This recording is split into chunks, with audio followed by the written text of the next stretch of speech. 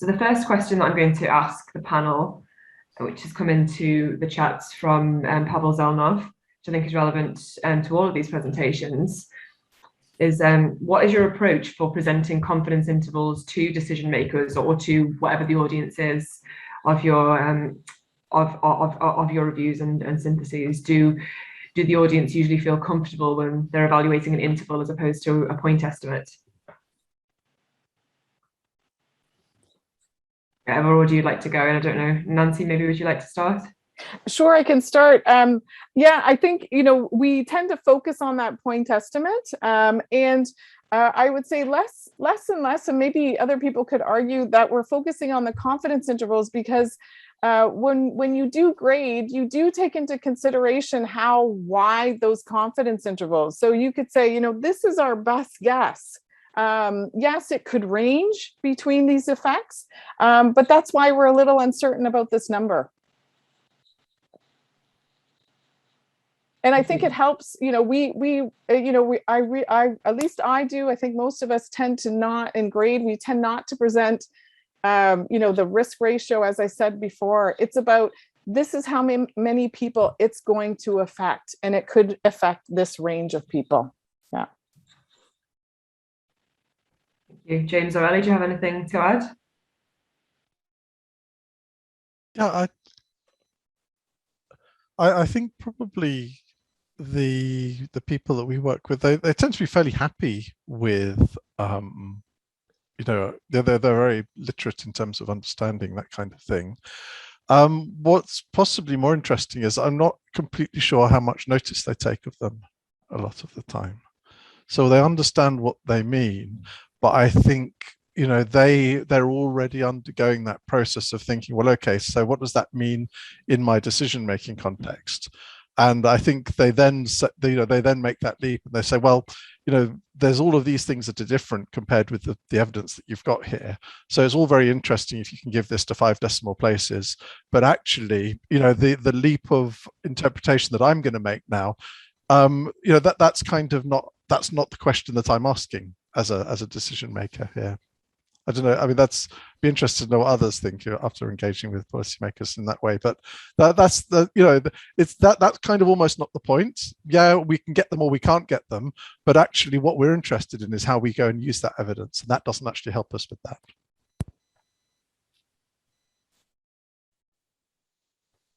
Ellie, did you want to add? Follow up. Sorry, Lisa, you go next.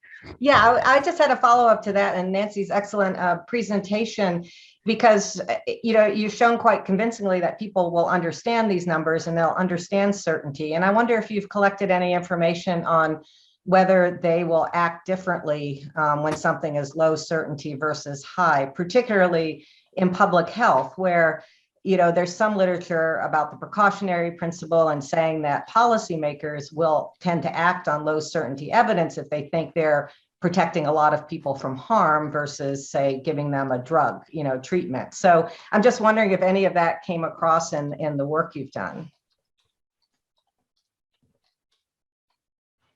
I might refer back to Ellie, because Ellie, you in that decision process, I know that we focus in the evidence to decision framework about how to consider that benefit or harm. Ellie, did you want to jump in? Yes, so I could address this issue and maybe the other issue of the confidence interval. I think the precautionary principle, I think this was an important issue during the pandemic. And I think it could be perceived as an issue of values and preferences. What do we value? Do we value, public health level of outcomes as opposed to individual level of outcomes? And sometimes panels need to make those decisions. So you could imagine that if you have a clinical panel versus a public health panel, they might end up with slightly different recommendation simply because they have a different perspective. And that could be reflected either in that ETD, in the perspective issue, or what do we value more, the individual outcome versus the public health outcome. So that's in terms of the precautionary principle.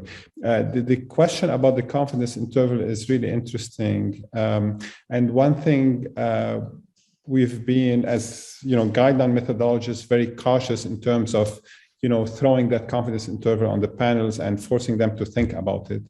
But the judgment or the interpretation of the confidence interval is important, for example, for the judgment of imprecision. Does that confidence include is it tight enough around that point estimates showing benefit, or is it too wide to also include values showing no effect and values showing harms? And this is a judgment. And now there is ongoing work about, kind of forcing those panels to make judgment about the cutoffs. When do we go from a benefit to a no effect and from no effect to harm? And as I said, traditionally, we've been cautious and thinking this is maybe too complicated, but the current work is trying to, quote unquote, force them to do this, because if they don't do this explicitly, they are doing it implicitly. So better to be explicit about it and use it in the process of judging the indirectness the way I described. Thank you. I'd like to revisit the poll that James shared at the end of his presentation related to a couple of comments that came into the chat earlier, that there are a few comments essentially saying it depends about the role of non-randomized evidence, whether it should be hypothesis generating, whether it should be used to make causal claims.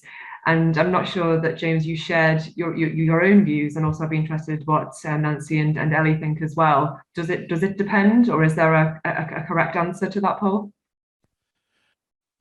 Oh, if there is a correct answer, it's probably it depends. I did put it. I deliberately didn't put in it depends, because what I wanted us to sort of to push people in the direction of sort of where the balance of benefit and harm might lie, I suppose. As a decision maker, that's what you have to do. So I think it obviously it does depend. There'll be situations where you absolutely wouldn't use some evidence in terms of taking any kind of causal inference from it. Other times we know very well that there are plenty of situations where you don't need randomized evidence to make causal claims. So it definitely does depend.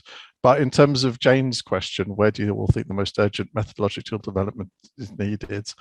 I think for public health, it's probably around here. I think there's a lot of work on causal inference, which we don't make good use of within evidence synthesis, and we could. So if I had some more time, I'd get into that a little bit more. At the moment, I don't really have the time, but that's obviously it's academically it's a very interesting subject to get into, but I think in terms of where we could progress the field and where we could progress the systematic and formal use of the methods that we like, which we think are important, those principles in terms of looking at the evidence systematically and then giving decision makers good, reliable evidence on which to base decisions. I think we could do better in terms of making better use of the evidence that we can already find. Thank you. I'll pose Jane's questions to the rest of the panel. So Lisa, Nancy, Ellie, what do you think is the most urgent methodological development needed in this field?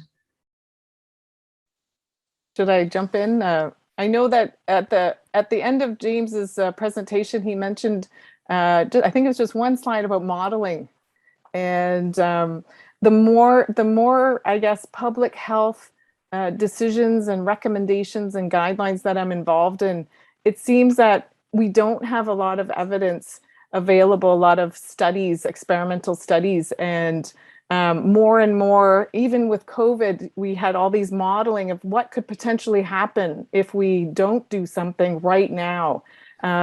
So I feel that there needs to be more work on how do we use that modeling work. Modeling can be so confusing, but how do we present that evidence in a more clear way? And how do we assess how certain we are about the numbers from modeling?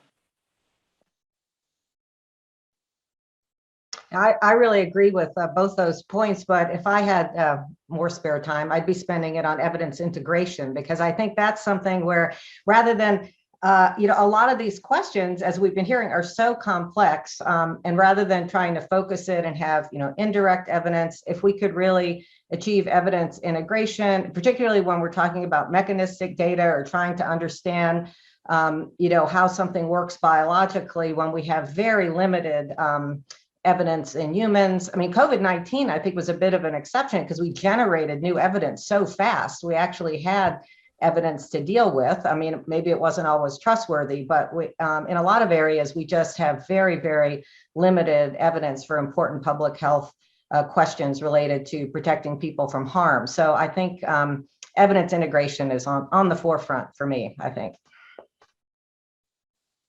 Yeah, thanks. And I'll build on what Lisa just stated. So as you've noted, Lisa, there have been lots of research. Some of this is of low quality and some of this is irrelevant. So there has been lots of research waste, and then we are still left with many gaps, and we're still struggling with some basic questions.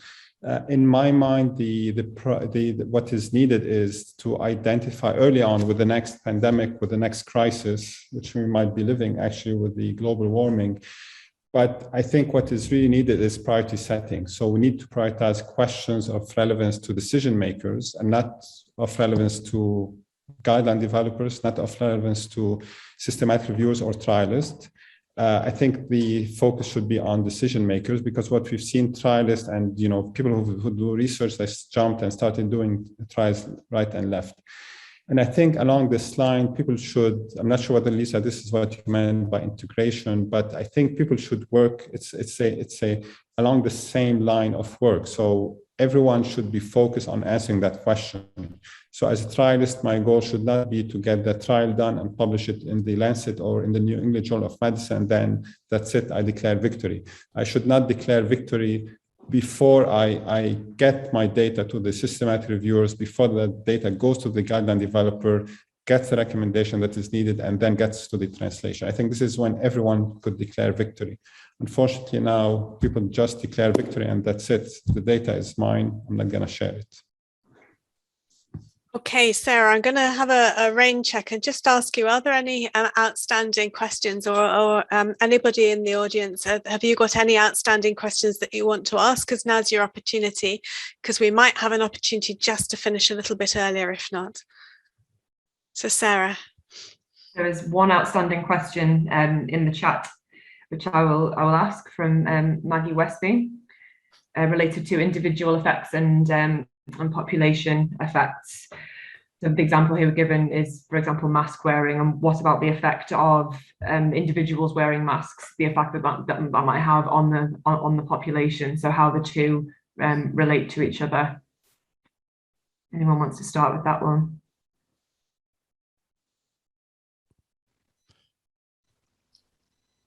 I mean, I can, in terms of impacts, it's a nice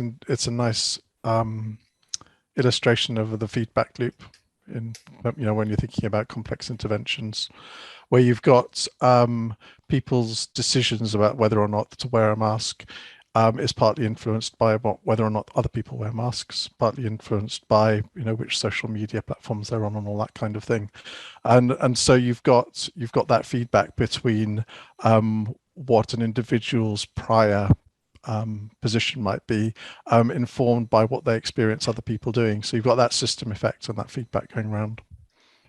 And altruism, sure. I mean, I would include altruism in terms of people's priors and in terms of people's exposure on social media. You get all sorts of different perspectives there. But the point is that you see, people's behaviors are very influenced by the system, and likewise their own individual behaviors then influence the system itself as well. Yeah, sorry, I didn't mean social media is always bad. Okay, Sarah, that's the last question, is it? I believe so, yes. Okay, Ella, could we have the closing slides up, please? So I just wanted to say thank you to everybody. I did forget at the beginning, and I do apologise. I'm not one of these savvy social media people, but there was a hashtag Cochrane Method Symposium. So please do put some information out if you're on Twitter. We always appreciate it. It does get tweeted all the way around the world. So thank you for both all the speakers in this particular session. It's been absolutely fantastic. So Lisa Barrow, James Thomas, Elliot Arkle, Nancy Santesso. I particularly wanted to just touch on the fact that over 50% of the participants today were new to Cochrane. So I hoped you captured on the last slide all the things that are coming up that you could then subsequently join up to. And I hope that you have a longer involvement with Cochrane, and we really do want to engage with you. So please sign up and carry on with your training. That would be great. I would like to thank the Methods Executive Organising Subcommittee, which was Carl Moons, Holger Schünemann, Tianling Li, myself and Ella Fleming, and also the training team, Daria Samyuk and Oliver Willis. I hope that that's an approximate pronunciation of your surname, Daria. And special thanks for the Methods Implementation Manager, Ella, who's pulled us all together and got us coordinated. So thank you so much indeed. We do enjoy doing these symposiums. Okay, so I'll draw this symposium to a close. Thank you so much indeed. It's been absolutely great fun, and we'll do a Methods Symposium again next year. So please sign up again. It's been delightful to have you along, and thanks once again to all the speakers. So thanks so much. It was great to see you all, and bye-bye.